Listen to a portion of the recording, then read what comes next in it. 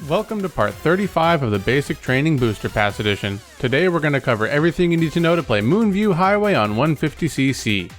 The recommended build for this course is going to be Wario, Circuit Special, Cyber Slicks, and Super Glider. Hold down the item button during the countdown so that you can use your mushroom as soon as the run begins. Go slightly to the left and then start a right drift to grab these 3 coins. Follow it up with a left drift and don't release the mini turbo until you're over the off-road here, otherwise you'll lose a bunch of speed. Then just trick off the ramp and drive straight. Now that little exercise took about 5 seconds of real time, but let me tell you, it's an absolute exercise in precision and stupidity trying to learn it because of that second drift. If you take it too wide, you'll be moving with the off-road and won't make it to the top of the hill before your drift gets cancelled. If you take it too tight, then you'll run into the fence on the left-hand side of the ramp, which isn't helped by the fact that we're using the biggest freaking cart and tires in the game, but we'll talk about this a bit later because we're going on to the bridge section now. You might think that taking this turn as wide as I am would be slow, and in comparison to the world record it definitely is, but remember how I said that we want to drive straight as much as possible? The 2 things we need to hit here are the middle coin and the second boost pad from the left. So you want to make sure that when you release your mini turbo that you're driving in a straight line that hits both of these things as soon as possible, because nudging the joystick at all causes you to slow down massively, and given that we're using one of the lowest acceleration combos in the game, this can dramatically impact your time. I experimented with this section quite a bit and found that for me personally, getting to the middle of the bridge before releasing the mini turbo allowed me to accomplish this a lot more consistently than taking a tight drift. The last kind of annoying strategy on lap 1 is to grab these 2 coins, but as long as you start nudging the joystick a bit before getting to the first boost pad, it's not too difficult to line yourself properly. And even though I just said that nudging the joystick slows you down, that slowdown is pretty much negated by the boost, which is what I meant when I said that this course really encourages you not to drift as much as possible. In either case though, after that do a counter hop right drift at the 3rd boost pad so that you can build up a mini turbo before the first boost in the next straightaway. You want to just clip the corner of it and then head towards the middle of the 3rd boost pad on the left. The tricky part here is that you want to start nudging your joystick to the right as early as you can while still hitting that boost, because this is going to allow you to hit the 4th boost and take a super tight line around the right turn. And if your pace is fast enough, you'll also be able to grab this coin along the way. The last straightaway is not too bad, but it does have a fairly precise strategy at the beginning where you need to grab this coin and then hop to realign yourself before hitting the rest of the boosts. You can do this without the hop, but it's a bit slower. Lap 2 is pretty much the same as lap 1, except for that dumbass hill at the beginning of the lap. Let me show you the world record strategy first to put some context to the pain that I went through here. They build up a mini turbo around the first turn and then left drift off the top of the hill while using a mushroom. This lets them bump the top of the hill to get a bit of airtime so that they can charge a mini turbo and then mini turbo trick off the ramp. I spent a grand total of 3 minutes trying to get this to work for myself before I realized there was no way in hell that I was going to get it. And I pretty much spent the rest of my time on this track trying to develop some alternative method of getting through this section.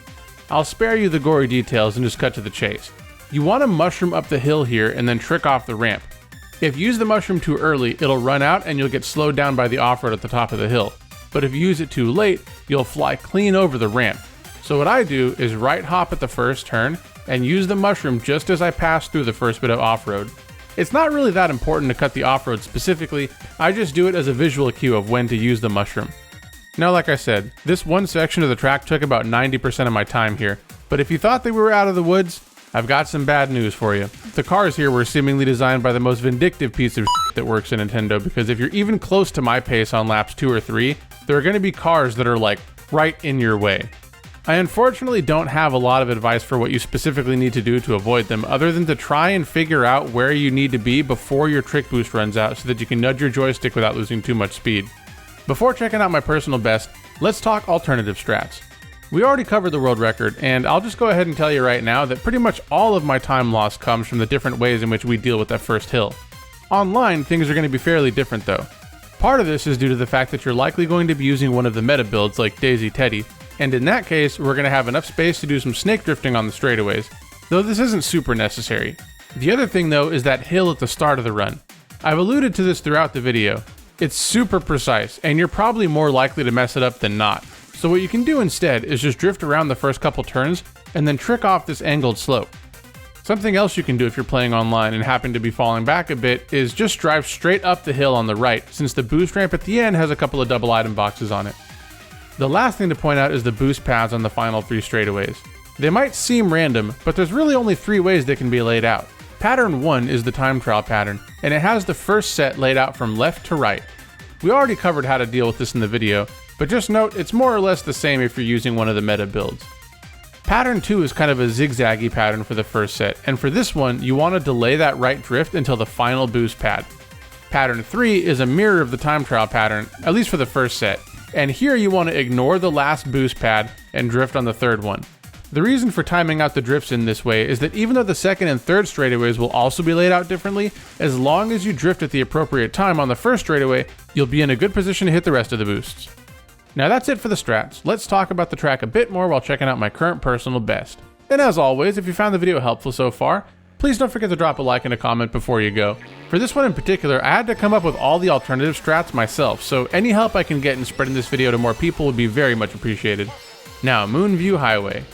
If it wasn't obvious from the tone of the video, I'm not the biggest fan of this course. For one, I always dread having to use combos with next to no handling or mini turbo because it means that the time trial itself is going to be boring as hell. This isn't helped by the fact that the first hill is really the only place where it's possible to do anything that could reasonably be considered advanced. And it seems like the devs went out of their way to make it as annoying as they possibly could, especially because of those damn cars. And I promise you that losing runs to hitting the bomb car on lap 3 is far more common and far more painful than I can convey in a video like this. Just watch a replay of my live stream if you want to see the misery unfold in real time. The other thing is that this course reminds me a lot of Toad's Turnpike in that it heavily favors front running, but there's basically no strats that you can implement to help you maintain your lead. And it's almost entirely determined by the luck of the draw. Unless of course you count back spamming shells at the bomb cars, which is actually pretty hilarious to pull off. But you really shouldn't time trial this one too much. Just learn the basic lines and then move on to another course, since you can't use most of the strategies online anyways. Now that being said, even I have to admit that comparing the track to Toad's Turnpike isn't really the fairest of comparisons because unlike that track, MOONVIEW Highway does at least have the boost pads on the final straightaways to keep things interesting. And once I got the rest of the track figured out, it was actually pretty fun to learn more about how they work and how to deal with the different patterns online. And speaking of the boost pad sections, I'd be completely negligent if I didn't point out that the music there is absolutely amazing.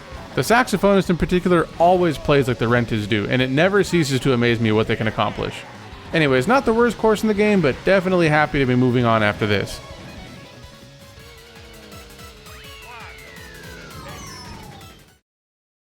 And that's everything you need to know to play MOONVIEW Highway on 150cc. If you found the video helpful, consider becoming a subscriber because I release new tutorials and new videos all the time. Thank you very much for taking the time out of your day to do some basic training, and as always, I will see you in the next video.